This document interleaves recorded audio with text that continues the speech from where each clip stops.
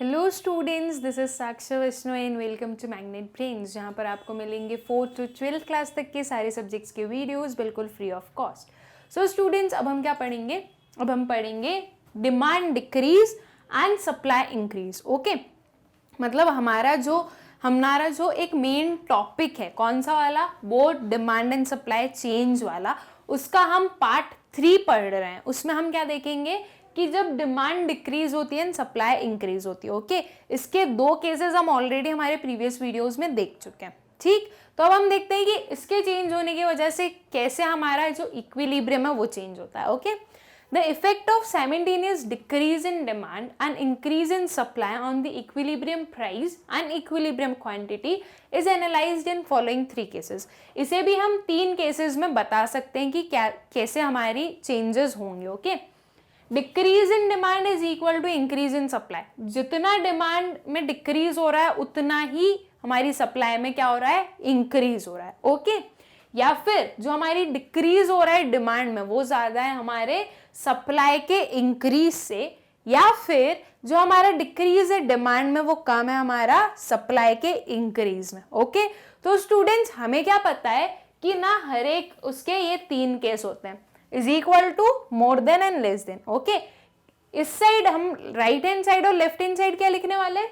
जो ये 2 हमारे वेरिएबल्स रहते हैं। ओके, ये जो 2 वेरिएबल्स रहते हैं उनको हमने एक को लेफ्ट हैंड साइड लिख दिया, एक को राइट हैंड साइड लिख दिया, एंड ये 3 हमने सिचुएशंस लिख दिए। ओके, बट हमें क्या याद रखना है? अगर हमने हमारे लेफ्ट हैंड साइड में डिमांड ले ली है तो तीनों में डिमांड ही है। ओके, अगर हमने यहाँ पे सप्लाई ले ली होती तो तीनों में सप्लाई होती। तो हमें ये देखना है कि तीनों जो चीजें हैं वो एक साइड में एक ही चीज हो। ओके, तो अब इसके ये 3 केस हैं, देखते हैं इन तीनों केसों को हम एग्जामिन करते हैं कि क्या हमारे इक्विलिब्रियम पर कैसे चेंज होगा। तो हमारा फर्स्ट केस क्या है students? Decrease in demand is equals to increase in supply. Okay, when decrease in demand is proportionately equal to increase in supply, then leftward shift in demand curve is proportionately equal to rightward shift in supply curve.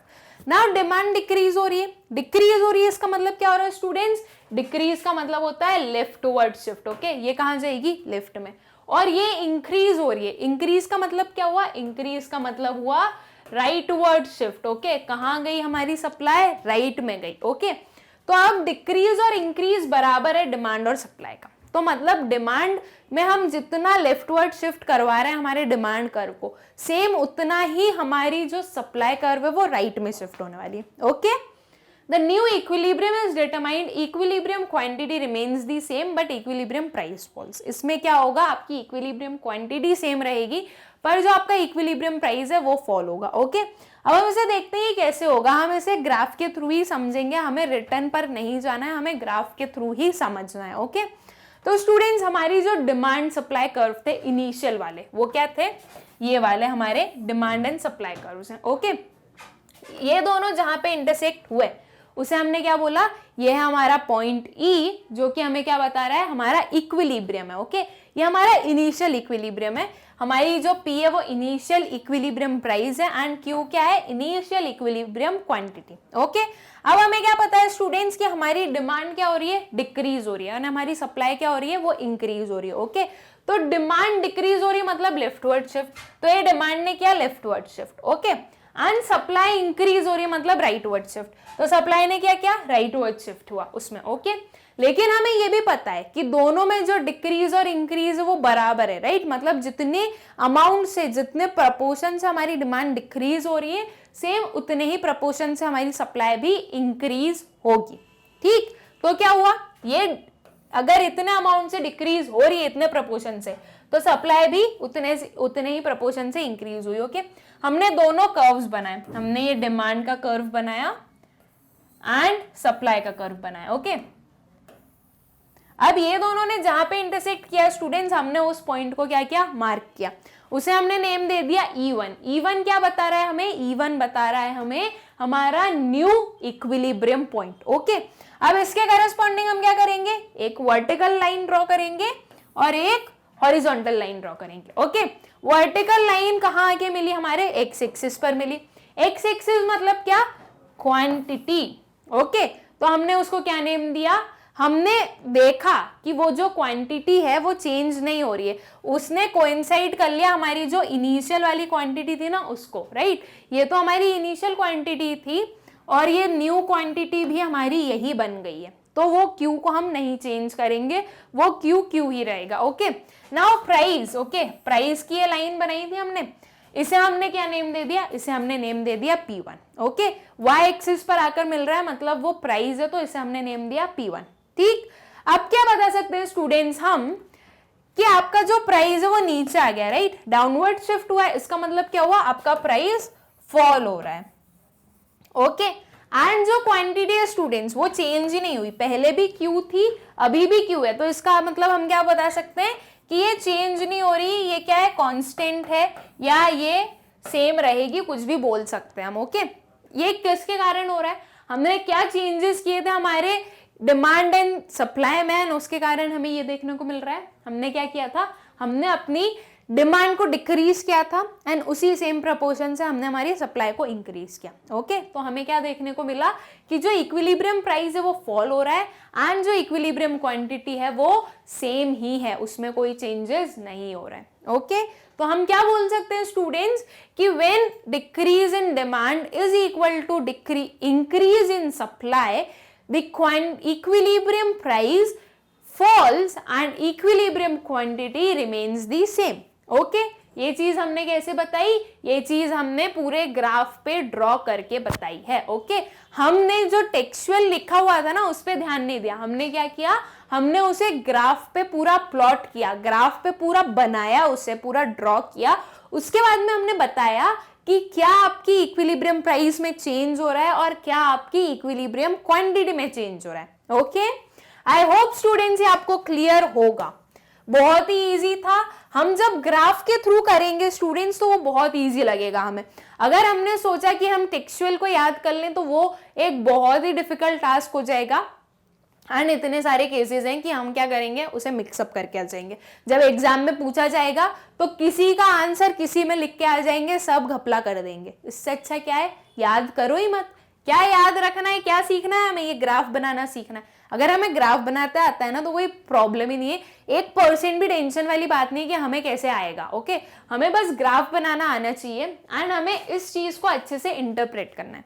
अगर आपने इसको अच्छे से interpret नहीं किया तो फिर आप फिर से गलती करोगे। ओके, इसलिए हमें वो अच्छे से इंटरप्रेट करना है कि क्या पूछ रहे हैं हमसे, उस अकॉर्डिंग हम अपना ग्राफ बनाएंगे एंड उस ग्राफ से हम समझेंगे, हम जानेंगे, हम बता देंगे कि क्या होगी आपकी इक्विलिब्रियम, न्यू इक्विलिब्रियम प्राइस और न्यू इक्विलिब्रियम क्वांटिटी। ओके, क्या वो फॉल हो रही है या वो राइज हो रही है, वो सारी चीजें हम बता सकते हैं। ठीक, नाउ इसका जो सेकेंड केस है स्टूडेंट्स वो देखते हैं हम। क्या है second case, decrease in demand is more then increase in supply.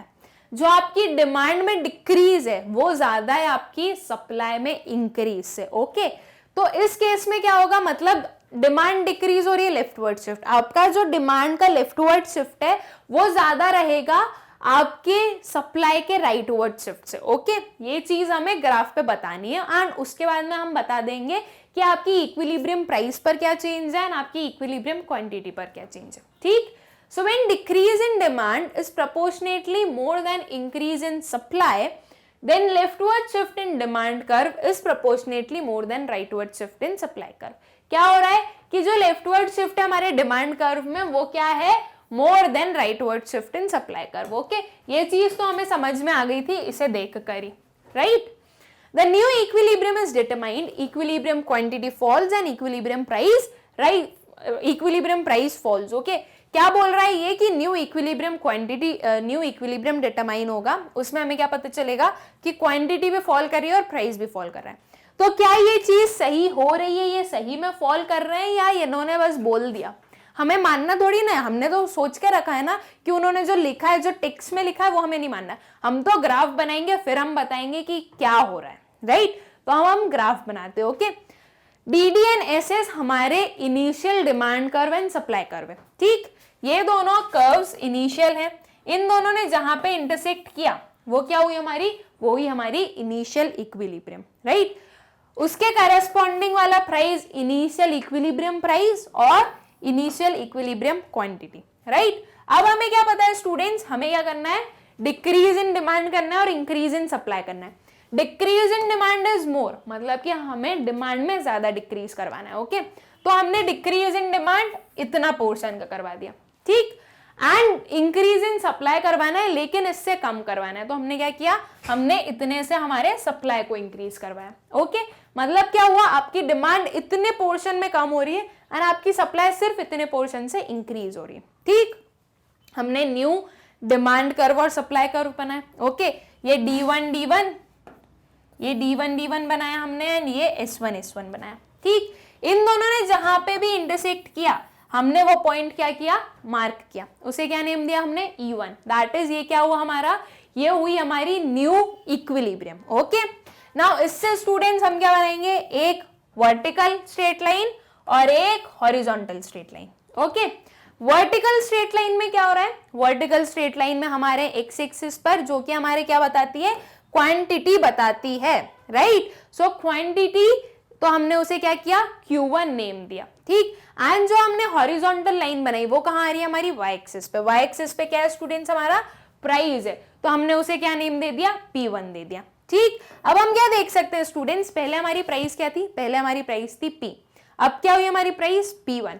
That is हमारी प्राइस डाउनवर्ड आ रही है, राइट। हमारी प्राइस नीचे आ रही है, नीचे आ रही है, डाउनवर्ड हो रही है, मतलब क्या हुआ, हमारी प्राइस क्या हो रही है स्टूडेंट्स, हमारी प्राइस फॉल हो रही है, राइट। हमारी प्राइस में क्या हुआ, हमारी प्राइस फॉल हुई, ठीक। और जो हमारी क्वांटिटी है स्टूडेंट्स, उस पे क्या इफेक्ट हो रहा है, जो हमारी Q थी इनिशियल, अब क्या हो गई है Q1, मतलब क्या हुआ, ये लेफ्टवर्ड शिफ्ट हुआ, राइट। जब क्वांटिटी हमारी लेफ्टवर्ड शिफ्ट होती है तो हम क्या बोलते हैं कि हमारी क्वांटिटी भी फॉल हो रही है, राइट। अगर वो राइटवर्ड में जाती है तो हम बोलते हैं कि वो राइज है, अब वो लेफ्टवर्ड में है तो हम क्या बोलेंगे कि क्वांटिटी क्या हो रही है, फॉल हो रही है। तो हम क्या बोल सकते हैं स्टूडेंट्स कि जब आपका decrease in demand is more than are increase in supply, then equilibrium price falls and equilibrium quantity also falls, right. यही चीज वो टेक्सचुअल फॉर्म में लिखी हुई थी, हमें तब कुछ समझ नहीं आया था कि ये क्या बोलना चाह रहे हैं, कैसे कम होगी हमारी क्वांटिटी एंड प्राइस, राइट। ये हमारे माइंड में क्या था, क्वेश्चन था। फिर हमने क्या किया, हमने बनाया ग्राफ, हमने बोला नहीं हम तो ग्राफ बनाकर बताएंगे कि क्या चीज सही है, राइट। हमने ग्राफ बनाया, जो लिखा हुआ था वही हमने प्लॉट किया। क्या लिखा हुआ था कि डिक्रीज इन डिमांड करना है, ओके, ज्यादा करना है आपके इंक्रीज इन सप्लाई से।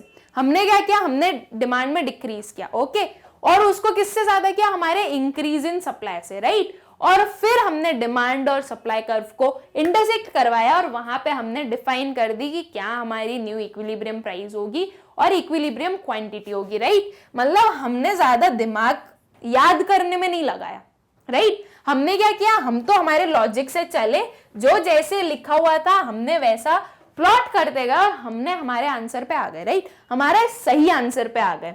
इस आंसर में कोई भी गलती नहीं होगी क्योंकि हमने तो ये ग्राफ बनाकर दिया है और हमने जो गिवन केस था उसे भी बहुत अच्छे से पढ़ा है, राइट। ऐसा आप सोचेंगे जब आप आपका एग्जाम लिख कर आएंगे, और वो सही कब होगा स्टूडेंट्स, जब आप इस चीज को सही से इंटरप्रेट करेंगे, ओके। आप उस चीज को गलत से इंटरप्रेट करो और फिर आप गलत ग्राफ बनाओ और आपका आंसर सही नहीं आएगा तो आप बोलोगे ये साक्षी मैम ने पता नहीं क्या क्या पढ़ा दिया, कुछ भी बोलती है वो। इससे अच्छा होता है कि हम ना वो जो लिखा हुआ था वो याद कर लेते, अब उनके कारण हमारे मार्क्स कट गए ना, ऐसा बोलोगे आप। इसलिए आपको क्या करना है, आपको ये क्वेश्चन को सही से पढ़ना है, राइट। एंड इसे सही से पढ़ने के बाद में आपको क्या करना है, आपको सही से प्लॉट करना है, ओके। अगर स्टूडेंट्स आपने इसे सही पढ़ा और सही प्लॉट किया तो मैं आपको 110% गारंटी दे सकती हूँ कि ये गलत नहीं होगा, बिकॉज ये सही ही होना है। जब हम सही करेंगे सब कुछ तो वो गलत कैसे होगा, ओके। अगर गलत हुआ ना तो वो मेरी गलती नहीं होगी स्टूडेंट्स, वो आपकी गलती होगी क्योंकि आपने अच्छे से क्वेश्चन नहीं पढ़ा होगा या फिर आपने इसको अच्छे से प्लॉट करते हुए नहीं सीखा होगा, ओके। एंड मुझे पता है आप लोग नहीं करके आने वाले हो गलती, आई नो, आप लोगों को पता है कि कैसे ड्रॉ करना है एंड आप लोग इस चीज को समझ भी चुके हो अच्छे से, राइट। हर एक केस को आप अच्छे से पढ़ के समझ लोगे, ये मुझे पता है, पर वो क्या है ना, आपको बताना पड़ता है फिर, नहीं तो अगर बाय चांस आपने गलती कर दी तो आप लोग मुझे ब्लेम करोगे, इसलिए मैं आप सेफ खेलती हूँ, देखो। चलो हमारा third case, okay. Third case क्या है students, decrease in demand is less than increase in supply. अब क्या हो रहा है कि हमारी जो डिमांड में डिक्रीज है वो कम है, हमारे सप्लाई में इंक्रीज है। मतलब सीधी सी बात है, decrease in demand leftward shift करवाना है, increase in supply rightward shift करवाना है, राइट। तो हम जो लेफ्टवर्ड शिफ्ट करवाएंगे हमारे डिमांड कर्व को, उसका पोर्शन कम होगा किसके कंपैरिजन में, जो हम राइटवर्ड शिफ्ट करवाएंगे हमारे सप्लाई कर्व को। ओके, अब इन्होंने क्या लिखा है पहले वो पढ़ लेते हैं, फिर ग्राफ तो है ही हमारे पास, ग्राफ तो हमें देखना ही है। When decrease in demand is proportionately less than increase in supply, then leftward shift in demand curve is proportionately less than rightward shift in supply curve. Okay? क्या हुआ, वही हुआ कि जो लेफ्टवर्ड शिफ्ट होगा डिमांड कर्व में वो क्या होगा, प्रोपोर्शनेटली लेस होगा किससे, rightward shift in supply curve से। Okay, so the new equilibrium is determined, equilibrium quantity rises whereas equilibrium price falls. अब जो न्यू इक्विलिब्रियम आएगा स्टूडेंट्स, उसमें क्या होगा, जो इक्विलिब्रियम क्वांटिटी है वो राइज होगी, जो इक्विलिब्रियम प्राइस है वो फॉल होगा। अब वो कैसे होगा वो हम देखते हैं, वो कैसे होगा। हमें क्या पता है, हमें पता है कि हमें डिमांड को डिक्रीज करवाना है, लेकिन कम किससे, जितना हम इंक्रीज करवा रहे हैं सप्लाई में उससे। ओके, तो पहले तो हमारे पास ये गिवन है, मतलब ये तो हमने क्या बनाया, हमारा initial demand and supply curve. Okay, यहाँ पे जो भी जहां पे भी वो लोग इंटरसेक्ट किए थे वो क्या हुआ था, हमारी इनिशियल इक्विलिब्रियम हुई थी, ये हमारी इनिशियल इक्विलिब्रियम प्राइस थी, एंड ये हमारी क्या थी, इनिशियल इक्विलिब्रियम क्वांटिटी थी। ओके, अब क्या करना है हमें करना है डिक्रीज इन डिमांड, हमें डिमांड को डिक्रीज करवाना है, मतलब डिमांड में क्या होगा, लेफ्टवर्ड शिफ्ट होगा। ओके, लेकिन जो इंक्रीज इन सप्लाई है वो ज्यादा है, मतलब कि जो सप्लाई में हम राइटवर्ड शिफ्ट करवाएंगे वो ज्यादा रहेगा। ओके, तो हमने पहले सप्लाई को राइटवर्ड शिफ्ट करवाया, इतने पोर्शन से हमने राइटवर्ड शिफ्ट करवाया हमारे सप्लाई को। ठीक, अब हमें डिमांड में क्या करना है स्टूडेंट्स, इससे कम होना चाहिए हमारा डिमांड में लेफ्टवर्ड शिफ्ट, तो हमने डिमांड को थोड़ा कम ही शिफ्ट करवाया, राइट, हमने थोड़े से पोर्शन से ही शिफ्ट करवाया हमारे डिमांड कर्व को लेफ्ट में। ओके, अब हमने एक न्यू ड्रॉ किया D1 D1 and S1 S1। Okay, हमने दो न्यू ग्राफ्स कर्व्स ड्रॉ किए डिमांड के और सप्लाई के। ठीक, D1 D1 हुआ, S1 S1 हुआ, ये दोनों जहां पे इंटरसेक्ट हुए वो पॉइंट क्या किया हमने, वो पॉइंट हमने किया मार्क। ओके, उसे हमने क्या नेम दे दिया स्टूडेंट्स, E1 हमने उसे नेम दे दिया, दैट इज ये अब क्या है, ये है अब हमारी न्यू इक्विलिब्रियम। ओके, अब सिंपल सी चीज है, हमें क्या करना है, एक वर्टिकल लाइन ड्रॉ करनी है, एक हॉरिजॉन्टल लाइन ड्रॉ करनी है। ओके, वर्टिकल लाइन में हम क्या बताएंगे, वर्टिकल लाइन हमारी एक्स एक्सिस पे आ रही है जो कि क्या डिफाइन कर रही है, क्वांटिटी, इसलिए हम उसे Q लिखेंगे। ओके, हमने क्या नेम दे दिया उसको, Q1। जो हॉरिजॉन्टल लाइन आई है वो हमारे y एक्सिस पे आ रही है, जहां पे क्या है, हमारे प्राइजेस है। ओके, एक प्राइस ऑलरेडी था, हमने न्यू प्राइस को क्या नेम दे दिया, P1। ठीक, नाउ अब हम क्या देखेंगे, हमारा प्राइस स्टूडेंट्स पहले P था, P1 हो गया, अब क्या हुआ है, मतलब नीचे की साइड आया है, राइट। जब प्राइस हमारा नीचे आता है तो उसका मतलब क्या होता है, उसका मतलब होता है कि आपका प्राइस फॉल कर रहा है, राइट। एंड जब आपकी क्वांटिटी राइट में शिफ्ट होती है, यहाँ पे हम क्या देख रहे हैं, पहले Q थी अब Q1 है, राइट, मतलब क्या हो रहा है, ये राइट में शिफ्ट हो रही है ना। तो ये जब राइट में शिफ्ट हुई, तो राइट में जब क्वांटिटी शिफ्ट होती है तो वो क्या बताती है, वो बताती है कि आपकी जो क्वांटिटी है वो क्या हो रही है, राइज हो रही है। ओके, तो आपकी प्राइस फॉल हो रही है एंड आपकी क्वांटिटी राइज हो रही है। क्यों, ऐसा क्यों हो रहा है, ये दोनों केसेस क्यों हो रहे हैं, बिकॉज आपकी जो डिक्रीज इन डिमांड है वो कम है आपके इंक्रीज इन सप्लाई से, इसलिए आपकी जो प्राइस है वो फॉल हो रही है, आपकी जो क्वांटिटी है वो राइज हो रही है। ठीक, आई होप ये आपको समझ में आ गया होगा। इसे हम कैसे लिखेंगे, when decrease in demand is less than increase in supply, then equilibrium price falls and equilibrium quantity rises. Okay? I hope students ये आपको क्लियर होगा कि कैसे हमने बताया कि हमारी प्राइस फॉल हो रही है एंड जो क्वांटिटी है वो राइज हो रही है।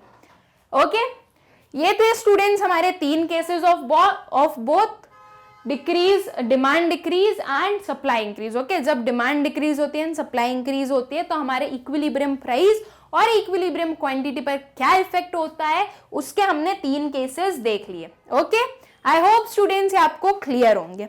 एंड इसके नोट्स की लिंक आप लोगों को मिलेगी स्टूडेंट्स डिस्क्रिप्शन में, आप लोग जाकर चेक कर सकते हैं। ओके, तो स्टूडेंट्स हमने क्या पढ़ लिए, हमने 3 केसेस पढ़ लिए हमारे किस चीज के, जब डिमांड और सप्लाई दोनों में चेंज हो रहा। ओके, हमें क्या पता है कि 4 केसेस होते हैं, अभी एक केस और बचा है, वो कौन सा है कि आपकी डिमांड इंक्रीज हो रही है और सप्लाई डिक्रीज हो रही है। ओके, तो तब हमारी प्राइस, इक्विलिब्रियम प्राइस और इक्विलिब्रियम क्वांटिटी में क्या चेंजेस होंगे वो हम देखेंगे हमारे नेक्स्ट वीडियो में। ओके, नेक्स्ट वीडियो में हम देखेंगे कि आपकी डिमांड क्या हो रही है, इंक्रीज हो रही है, एंड आपकी सप्लाई क्या हो रही है, डिक्रीज हो रही है।